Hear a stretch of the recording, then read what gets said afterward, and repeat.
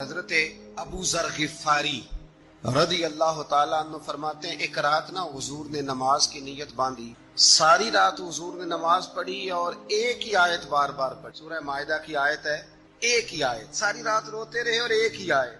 اور آج کے ماحول کے تناظر میں ذرا آیت دیکھنا، یہ سیاستہ کی روایت ہے۔ آیت کیا ہے؟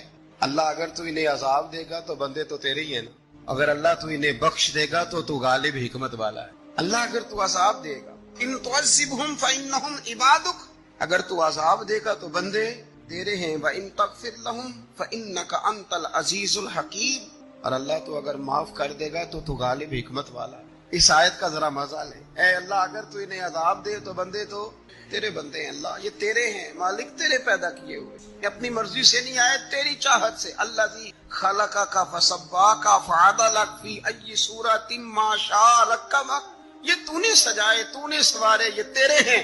تو میرے رسول کریم صلی اللہ تعالی علیہ وسلم عبادت بھی کرتے تو ذوق سے کرتے۔ ہمارے ہاں جب کسی کو زخم لگتا ہے تو ہائے کرتا ہے، تکلیف آتی ہے تو واہ ویلا کرتا ہے، شور مچاتا ہے، ڈاکٹر کی طرف جاتا ہے۔ 21 رمضان المبارک شیر خدا مولا مرتضی حضرت علی رضی اللہ تعالی عنہ عبد الرحمن بن ملجم نے جب خنجر مارا تو داڑھی مبارک ساری لہو سے بھر گئی، اور شیر خدا جب زمین پہ گر رہے تھے تو کسی کو مدد کے لیے نہیں پکار رہے تھے، کسی کو کہہ نہیں رہے تھے مجھے پکڑنا، حکیم طبیب نہیں پتہ لفظ کیا تھے، فزت برب الکعبہ، اور مجھے کعبے کے رب کی قسم علی آج کامیاب ہو، علی آج جان پاوے نہ جان میرے محبوبہ، میں تے لگیاں توڑ نبھیساں، راہ تیرے وچ رول کے مرساں، تے تیرے کتیاں دے قدم چمیساں، تے سجنا جان امانت تیری، تو جدو منگ سیں میں پیش کرے سا، اے جان امانت تیری، جدو منگ سیں میں پیش، اسی وقت وہ یہ حاضر ہے تیری۔ جو زندگی بے مقصد نہ گزارو یار، بالخصوص میری نوجوانوں سے گزارش ہے، یہ کوئی بات نہیں ہے کہ بے معنی بے مقصد مہمل۔ آپ یقین کریں جتنے ہم نے تبصرے کیے اتنی ہم مدد کرتے تو کئی لوگوں کی مدد ہو جاتی، کئی لوگوں کی مدد ہو، کئی لوگوں۔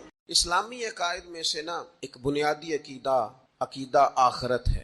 جن چیزوں پر انسان ساری زندگی اعمال کرتا ہے وہ چیزیں ہوتی ہیں جو اس کے عقیدے میں شامل ہوتی ہیں۔ عقیدہ جس طرح کا ہوتا ہے اسی طرح کا انسان عمل کرتا ہے، جو اس کی سوچیں ہوتی ہیں، جو افکار ہوتے ہیں، اسی طرح اپنے شب و روز گزارتا ہے۔ جن لوگوں کا عقیدہ آخرت مضبوط ہوتا ہے نا کہ ہم نے اللہ کی بارگاہ میں کھڑے ہونا ہے، ہم اس کی بارگاہ میں جا کے اپنے اعمال کا حساب دینا ہے، عقیدہ آخرت مضبوط تو لازمی طور پر اعمال سنور جاتے ہیں۔ انسان جواب دہی کے تصور کے ساتھ اپنے معاملات زندگی کو بار بار صحیح کرنے کی کوشش کرتا ہے۔ عقیدہ آخرت اسلامی عقائد میں بنیادی فکر کا عقیدہ ہے، اساس ہے عقائد۔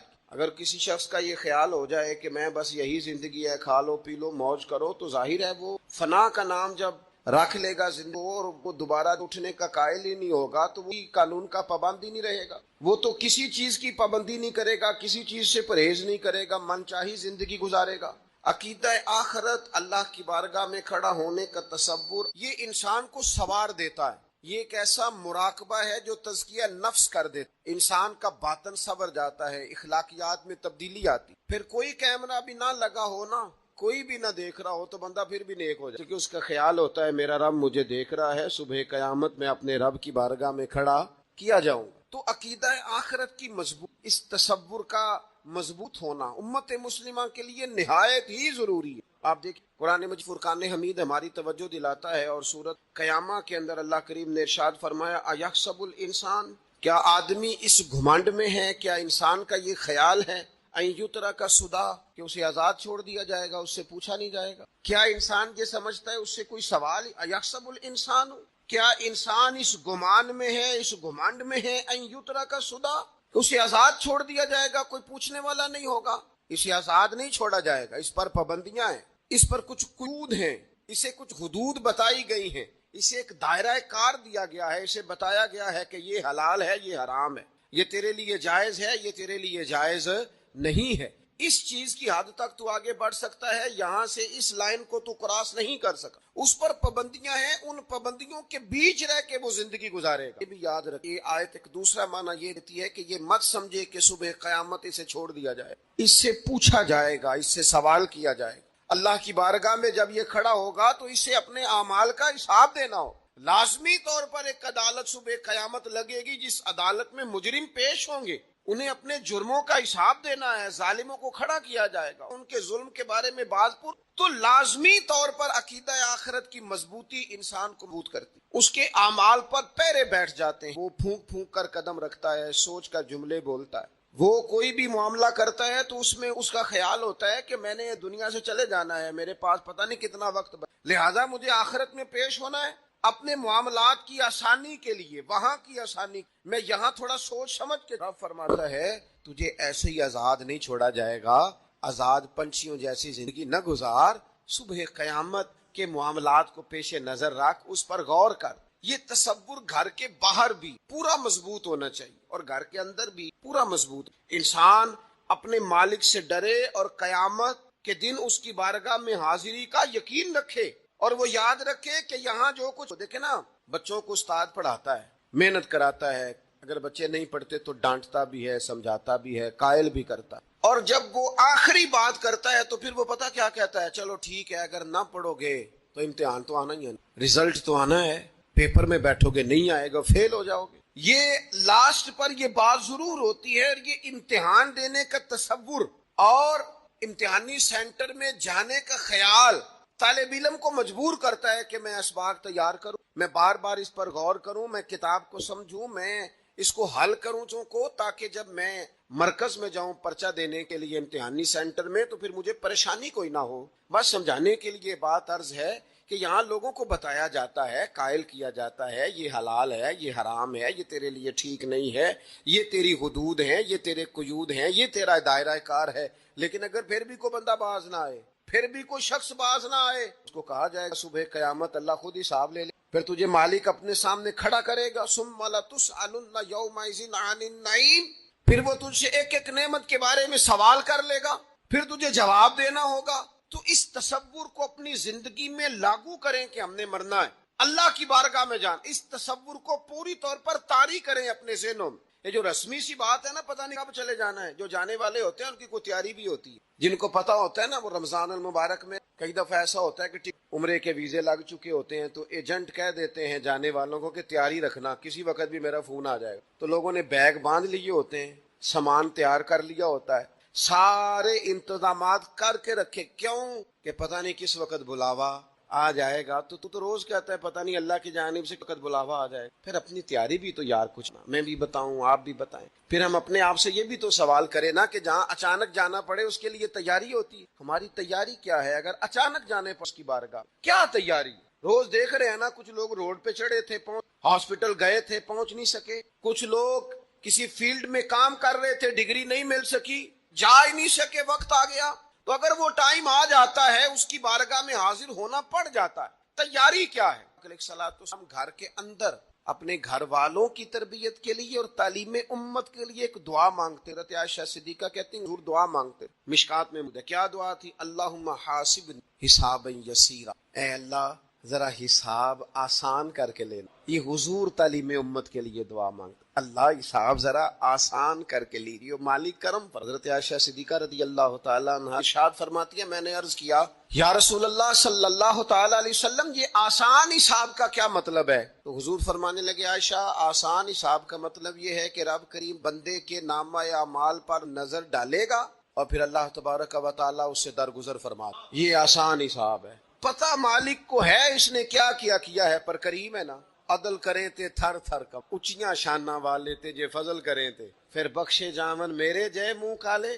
نظر کرے گا پھر معاف فرما دے گا. حضور فرماتے عائشہ یاد رکھو جس سے اس نے حساب لیا وہ پھر بڑی مشکل میں اس کے لیے مشکل ہو. اللہم حاسبنی حسابا یسیرا, اے اللہ تو حساب ذرا آسان کر کے, ذرا آسان کر کے. یہ تعلیم امت کے کہ امت کے دل میں خیال پیدا ہو کہ حساب دینا ہے, تو نے حساب دینا ہے, تو نے اپنے مال کا حساب دینا ہے, تو نے اپنے لفظوں کا حساب دینا ہے, تو نے معاملات کا حساب دینا ہے. تو جس کرسی پہ بیٹھا ہے, تو کلرک ہے یا صدر ہے, تو نے اپنی اس نشست کا حساب دینا. تو استاد ہے یا پیر طریقت ہے, تو مؤذن ہے یا خطیب ہے, تو جو بھی ہے تو نے حساب دینا ہے. تجھے تیرے منصب کے بارے میں پوچھا جائے گا, تجھے تیرے عہدے کے بارے میں پوچھا جائے گا, تجھے اپنی ذمہ داریوں کے بارے میں حساب دینا. اللہ کی بارگاہ میں تمہیں جا کے بتانا ہے کہ تم نے کیا اعمال کی. اس تصور کو پکا کرے اپنی. یہ تصور کتنا کو پکا ہونا چاہیے, دنیا کیا ہے اور آخرت کیا ہے. ہمارے ہاں لوگ نے بہت بڑا لمبا چوڑا دنیا کا تصور بنا لیا. کار جہاں دراز ہے, لمبا تصور, دنیا داری کے لیے لمبی منصوبہ بندی, دور دور تک میں نے یہ کرنا ہے, پھر میں نے یہ کرنا ہے, اور اس کے بعد انشاءاللہ یہ کر دینا. یہ تو آپ نے 300 سال کی پلاننگ بتا دی ہے. یہ تو 300 سال کی پلاننگ بتائی. کیا بتائیں تجھے اے باپ, کیا کار ہائے نمایاں کر گئے, بی اے کیا, نوکر ہوئے, پینشن لی, پھر مر گئے. زندگی تو اتنی سی ہے, اتنی لمبی منصوبہ بندی. اس میں آخرت کہاں ہے؟ اس میں اگر کسی مقام پر رب کی بارگاہ میں حاضر ہونا ہے تو وہ کہاں ہے؟ جو مرنے والے لوگ ہوتے ہیں ان کا تو جینا کچھ اور طرح کا ہوتا ہے. جن کو جانا ہوتا ہے ان کا رہنا تو کچھ اور طرح کا ہوتا ہے. جن کو کسی جگہ منتقل ہونا ہوتا ہے, جو عارضی مکانوں میں رہتے ہیں, ان کا رہن سہن تو ذرا اور طرح کا ہوتا ہے. لیکن جو ہمارا انداز ہے, جو ہمارا رہن سہن ہے, جو ہمارا طریقہ کار ہے, وہ تو منتقل رہنے کا ہے. وہ تو لگتا ہے کہ کبھی چھوڑنے والے نہیں ہیں. اس میں تو کوئی ایسی چیز نظر نہیں آتی کہ جس میں ہم محسوس کریں کہ ہم نے چھوڑ کے جانا ہے. لیکن نبی پاک علیہ السلام نے جس دنیا کو ہم بہت بڑی دنیا سمجھ, حضور نے اس کی مثال کیا دی. صحیح مسلم کی حدیث ہے. دیکھیں کتنا کھول کر اور کتنا آسان کر کے رسول پاک ہمیں بات سمجھاتے ہیں. دنیا کیا ہے, آخرت کیا ہے, یہ والی زندگی کیا ہے, آخرت کی زندگی کیا, بالکل کھول کر واضح کر کے نبی پاک علیہ الصلوۃ والسلام فرمانے لگے دنیا اور آخرت کی مثال اس طرح ہے جس طرح دریا بہ رہا ہو اور کوئی آدمی اس میں انگلی ڈبوئے, جتنا پانی اس کی انگلی کو لگ گیا یہ دنیا ہے, اور جو باقی ٹھاٹھے مارتا دریا پیچھے ہے, سمندر پیچھے ہے, وہ سارا آخرت. یہ اتنی سی دنیا ہے, یہ صحیح مسلم میں موجود. اتنی سی دنیا کے لیے اتنے پاپڑ بیلنا, اتنی سی دنیا کے لیے اتنے ظلم کرنا, اتنی سی دنیا کے لیے اتنے حق ضائع کرنا, اتنی سی دنیا کے لیے اتنے لوگوں کے دل توڑنا, اتنے حقوق پہ ڈھاکہ ڈالنا, اتنا جبر کرنا, لوگوں کا مال کھانا, لوگوں کو تکلیف دینا, عزتیں اچھالنا, اتنی سی دنیا کے لیے. حضور فرمانے لگے اتنی سی ہے یہ دنیا, جتنا انگلی کو پانی لگ گیا ہے وہ جنت. جو نری جنت نہیں, خدا کا فضل ہے, جو اللہ کی عطا ہے اپنے بندوں کے لیے. میرے کریم فرمانے لگے اس جنت میں وہ نعمتیں ہیں نہ کسی آنکھ نے دیکھی, نہ کسی کان نے سنی, نہ تمہارے دل پر کبھی خیال ہی گزرا ہوگا کہ ہمارا رب ہمیں یہ جی عطا فرمانے والا ہے. تھوڑا سا نا 24 گھنٹوں کچھ ٹائم اپنی آخرت, اپنے سارے معاملات کو مرتب کرتے ہوئے کچھ کے کام اپنی آخرت. آپ یقین کریں بچوں سے لے کر بڑوں تک, ان پڑھ سے لے کر پڑھے لکھے تک, ہم نے جس کو اپنے مزاج کے مطابق کم فہم سمجھا اس سے لے کر دانشور تک دوڑ لگ گئی دنیا. وہ ایک سوچ, حضرت سلطان باہو رحمت اللہ علیہ فرمانے لگے, ہزاروں لوگ ان کی خدمت میں آیا کرتے تو کہتے ہیں رابطہ طالب کوئی نہیں ملیا, اتنے جو ملے ہے طالب زردہ ہوں. یہ تو دعا کرانے آئے ہیں کہ میرا کاروبار نہیں, یہ تو دعا کرانے آئے ہیں کہ جناب وہ میرا جو ہے وہ فلانا کیس سلجھ گیا. رابطہ طالب کوئی نہ ملے. کوئی ایسا تو آتا جو کہتا میری اس سے ملاقات کرا دے, کوئی طریقہ بتائے مالک معرفت کیسے دیتا ہے. کوئی تو ایسا آتا جو کہتا کہ آؤ نہ کچھ باتیں درد کی کریں, کچھ عشق رسول, کچھ محبت مصطفیٰ کی میں کروں. کچھ ایسے آتے جو کہتے آؤ نہ کچھ چھیڑے صدیق اکبر کا, کوئی بات کریں سیدنا فاروق اعظم کی, کچھ تذکرے ہو جائیں عثمان غنی کے, تھوڑی دیر ہو نہ جائے مولا علی کا تذکرہ.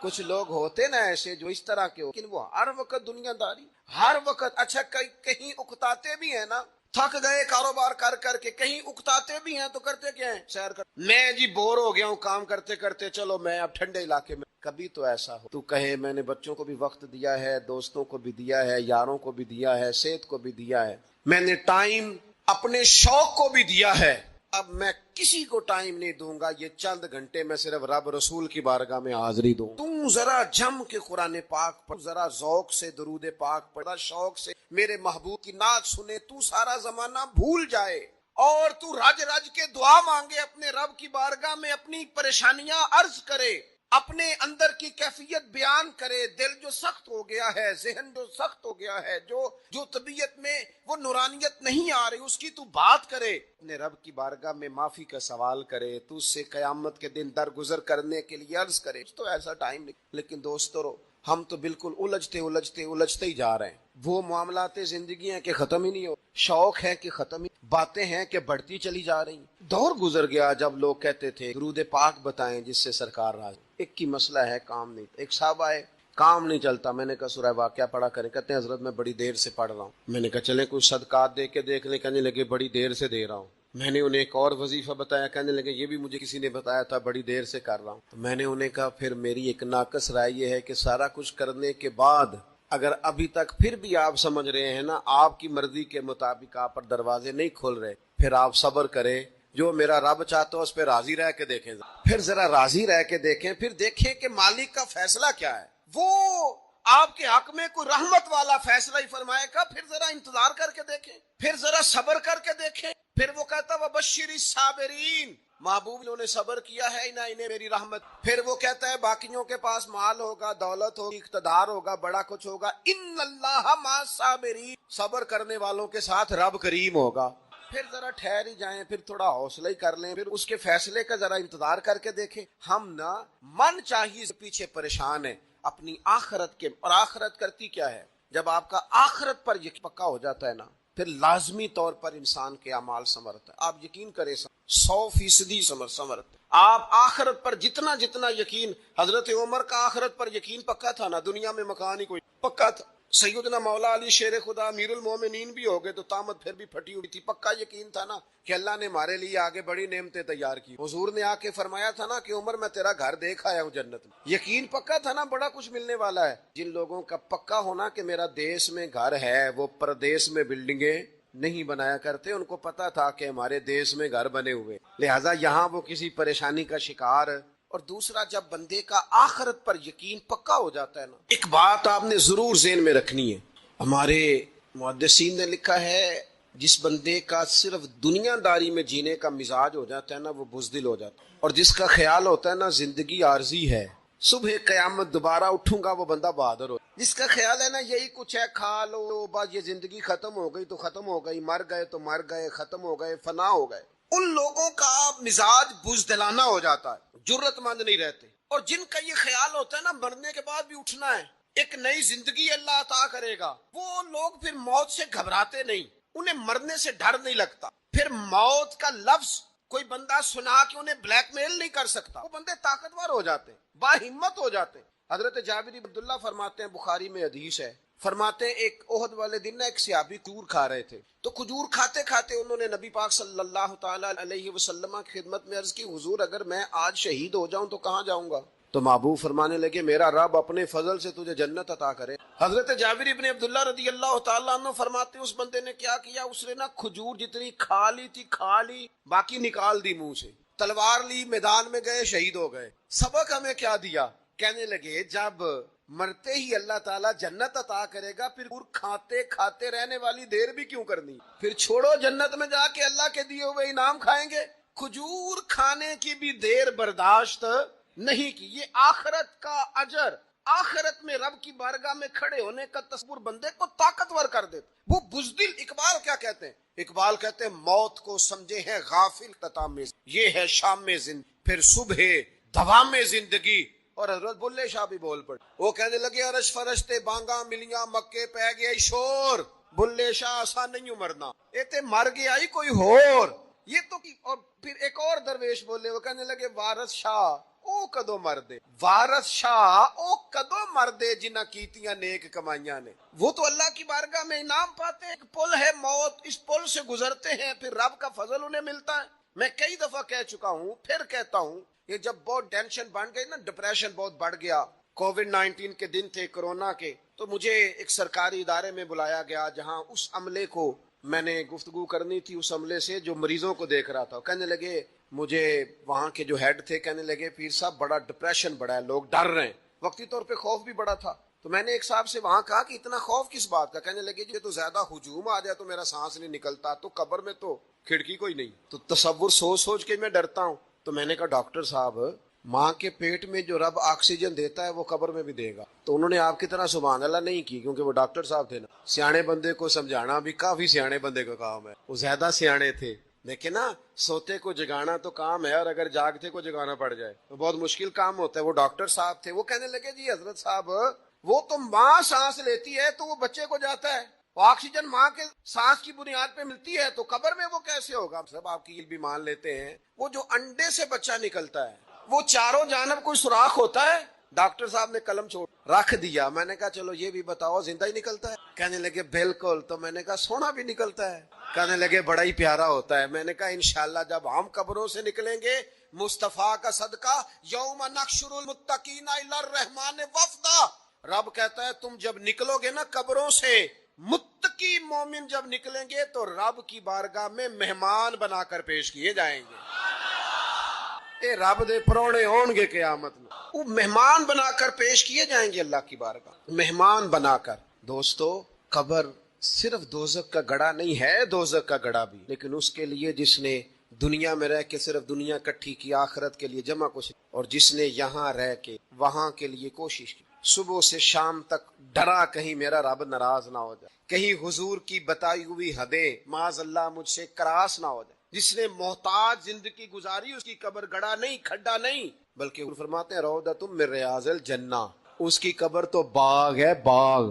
ایک منٹ کے لیے صرف سوچنا، بندہ فوت اور سیدھا اسے باغ میں چھوڑا ہے کوئی، باغ ہے قبر، باغ. اور باغ بھی معمولی نہیں، معمولی کیاری نہیں، روضۃ من ریاض الجنہ، جنت کے باغوں میں سے باغ. اور باغ اتنا سونا ہے جس میں آنکھ کھلے گی تو پہلی زیارت ہی مدینے والے رسول کی نصیب ہوگی. تو خوف آتا ہے وہاں جاتے ہو. پہلے بھی میں نے کہا تھا، پھر کہتا ہوں، او مرحوم آسی نے کہا تھا آج پہ نہ سمائیں گے کفن میں آسی، او قبر کی رات ہے ان سے ملاقات کی. آج تو ملاقات. تو یہ جو عقیدہ آخرت ہے یہ انسان کو بزدل نہیں کرتا، بہادر کر دیتا. جو لوگ عقیدہ آخرت نہیں رکھتے بزدل ہو جاتے ہیں، اور لازمی طور پر بزدل ہو جاتے ہیں. اسی طرح یہ جو عقیدہ آخرت ہے یہ صبر و تحمل پیدا کرتا ہے، انسانی زندگی ٹھہراؤ پیدا کرتا ہے. انسان محسوس کرتا ہے کہ کل دنیا یہ نہیں، آگے بھی اللہ بڑا کچھ ہے. اس کے مزاج کے اندر تحمل، بردباری، سکون رہتا ہے. یعنی نہیں بھی اگر کسی مظلوم کو انصاف مل سکا دنیا میں تو وہ پھر بھی بے صبرا نہیں ہوتا، وہ ٹھہراؤ کا شکار ہے. اسے پتا ہے قیامت کی ایک عدالت لگے، اللہ کی بارگاہ میں جانا ہے. نبی پاک علیہ الصلوۃ والسلام نے فرمایا اگر سینگوں والی بکری بغیر سینگوں والی بکری دی ہوگی تو قیامت کے دن اسے بھی بدلہ دینا پڑے گا. تو یہ تحمل پیدا کرتا ہے، انسان کو ایک حوصلہ ہوتا ہے کہ ساری عدالتیں یہاں نہیں، قیامت میں بھی لگنی. جب انسان عقیدہ آخرت رکھتا ہے نا تو پھر اس کے لیے نا رب کے رستے میں خیرات کرنا بڑا آسان ہوتا ہے. پھر نہ وہ محسوس کرتا ہے کہ میں نے سارا کچھ یہاں کے لیے جمع نہیں کرنا، کچھ میں نے وہاں کے لیے. وہ پھر اپنی آخرت کے لیے کچھ نہ ایک بینک آخرت کا بھی بنا لیتا، اس میں بھی کچھ نہ کچھ جمع کراتا رہتا ہے. اسے پتا ہوتا ہے کہ میں نے اللہ کی بارگاہ میں حاضر ہونا ہے، وہاں کی بھی کچھ نہ کچھ تیاری. نبی پاک صلی اللہ تعالی علیہ وسلم نے بکرا بھیجا گھر میں ذبح کرنے کے لیے، تو سرکار تشریف لائے سر شام. تو فرمایا کیا بنا؟ عرض کی یا رسول اللہ صلی اللہ تعالی علیہ وسلم سارا بانٹ دیا ہے، محلے داروں میں، رشتہ داروں میں، غریبوں میں سارا بانٹ دیا، بکرے کی ایک دستی صرف بچی ہے آپ کے لیے رکھی ہے. تو حضور نے توجہ کیا دلائی، محبوب نے کس طرف رخ کیا؟ حضور فرمانے لگے اپنے اہل خانہ سے، ازواج مطہرات سے، کریم فرمانے لگے عائشہ وہ جو تم نے بانٹ دیا ہے نا وہ سارا ہی بچ گیا ہے، وہ سارا ذخیرہ ہو گیا، وہ جمع ہو گیا ہے آخرت کے، وہ ہمارے پاس بچ گیا. یہ جو تم سمجھتے ہو نا یہ بچا کے رکھا ہے، یہ تو ہم استعمال کر لیں گے، وہ ہم نے سیو کر لیا ہے، وہ بچ گیا ہے. ابو ذر غفاری رضی اللہ تعالیٰ عنہ اپنے خادم سے کہنے لگے چلا ہے یہاں فلاں جگہ کچھ غریب لوگ آئے ہیں، تو اس طرح کرنا جو اچھا اونٹ ہے نا میرے اونٹوں میں سے اچھا اونٹ وہ ذبح کر کے نا تو ان سارے گھروں میں تقسیم کر دو، جتنا گوشت وہاں بھیجو گے اتنا ہی میرے گھر میں بھی. آپ کا وہ خادم کہتا ہے میں نے اپنی سمجھ کے مطابق اچھا اونٹ ذبح کر کے گوشت بنا کے میں نے بانٹا، اور میں نے اس طرح کیا کہ وہ حضرت ابو ذر غفاری کے گھر بھی اتنا ہی گوشت بھیجا جتنا تمام غربا کے یہاں میں نے بانٹا تھا. شام کو جناب ابو ذر غفاری اپنے کے باڑے میں آئے جہاں باندھا کرتے اپنی حویلی میں، تو آ کے دیکھا کہ وہ سرخ بہترین اونٹ جو سب سے بہترین تھا وہ تو کھڑا ہے.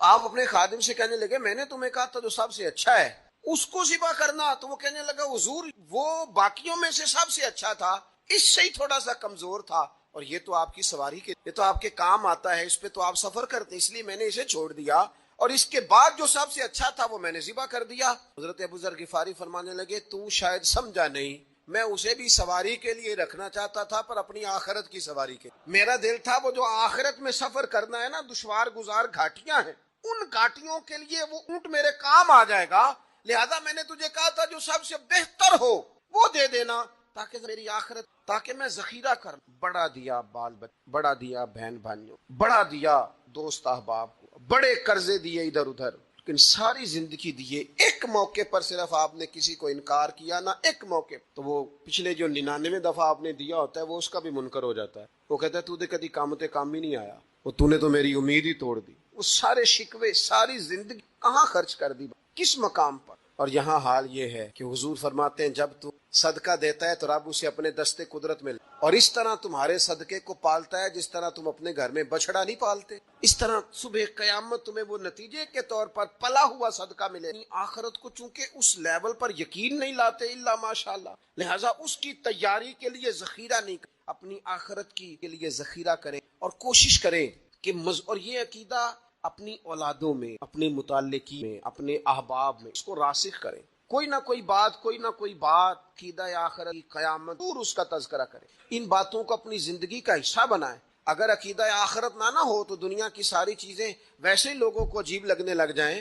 اگر کوئی قیامت ہی قائم نہ ہو تو مظلوم رہ گیا، ظالم نے تو پھر ظلم ہی کمایا، وہ تو پھر دندناتا پھرے گا۔ تو رب کہتا ہے اَيَحْسَبُ الْإِنسَانُ تُرَكَ، کیا انسان سمجھتا ہے کہ اسے یوں ہی چھوڑ دیا جائے گا، کوئی اسے آزاد ہی چھوڑ دیا جائے گا، کچھ پوچھا ہی نہیں جائے گا؟ بے قیامت سوال ہوں گے، رب کی بارگاہ میں حاضری، اللہ کے حضور سوالات کے جواب دینے ہوں گے۔ لہٰذا اپنی زندگی کے اعمال کو مرتب کرتے وقت، کوئی بھی کام کرتے وقت تصور ذہن میں رکھے، مجھے صبح قیامت اس کا حساب دینا ہے۔ یہ جو جواب دہی کا تصور ہوتا ہے یہ انسان پر پہرے دار ہوتا ہے، یہ اس کو مضبوط کرتا ہے، اس کی عقیدے کی بنیادیں اس کے عمل کو طاقتور کر دیتی ہیں۔ لہٰذا عقیدہ آخرت اپنے بچوں میں، آنے والی نسلوں میں، آپ دیکھ حضور نے یہ عقیدہ آخرت مضبوط کر دیا تھا تو پھر سیدہ فاطمہ الزہرا نے کچے مکان میں ساری زندگی گزار دی۔ پھر محبوب پاک نے دیکھا کہ وہ اونٹ کے بالوں کی بنی ہوئی چادر اوڑھ کے چکی پیس رہی ہیں، تو محبوب نے یہ نہیں فرمایا کہ اللہ آسانی کر دے گا، اچھا وقت آ جائے گا تو فکر نہ کرنا، یہ مشکل نہ۔ محبوب کریم نے فرمایا فاطمہ دنیا میں تھوڑی مشقت برداشت کرو، اللہ آخرت کی ساری سعادتیں آپ کو یہ عطا فرمائے۔ گویا کریم نے فرمایا آپ کو یوں ہی زندگی گزارنی ہے، یہی طرز رکھنی ہے، اسی طرح ہی آپ کو وقت گزارنا ہے، جو آرام کا وقت ہے وہ اللہ تعالیٰ جنت میں عطا کرے گا۔ عقیدہ آخرت کی مضبوطی، تھوڑا سا ہمارے ایک بڑے قریبی دوست تھے، بڑا میرا ان سے پیار تھا، 34.5 سال عمر، خود ہارٹ اسپیشلسٹ ڈاکٹر، لیکن یہ پچھلے ہفتے وہ مریضوں کو چیک کر کے نیچے آ کے دفتر میں بیٹھے۔ ایک تو لوگ کہتے ہیں نا اسپتال پہنچ جاتا تو شاید بچ جاتا، تو ہاسپٹل کے اندر ہی تھے، اور ابھی چڑھتی جوانی، 34-35 سال عمر۔ لیکن کمال یہ تھا کہ میرے جیسے کئی لوگوں نے بھی آنسو اس لیے بہائے کہ اتنی چڑھتی جوانی میں، اتنے خوبصورت ماحول کے اندر بھی انہوں نے مزاج خیر خواہی کا بنایا ہوا تھا، ہر شخص سے حسن کلام اور رب رسول کی طرف اپنا لگاؤ، نماز کی پابندی، جب بھی حال پوچھا تو کہتے تھے اللہ اور اس کے رسول کا فضل۔ تو اپنی زندگی میں جن لوگوں کا تصور آخرت مضبوط ہو جاتا ہے وہ کئی دفعہ جلدی بھی سمٹ کر چلے جائیں تو ان کے حق میں رحمت والے فیصلے ہوتے ہیں۔ اللہ تعالی ہمیں سمجھنے کی توفیق عطا کرے۔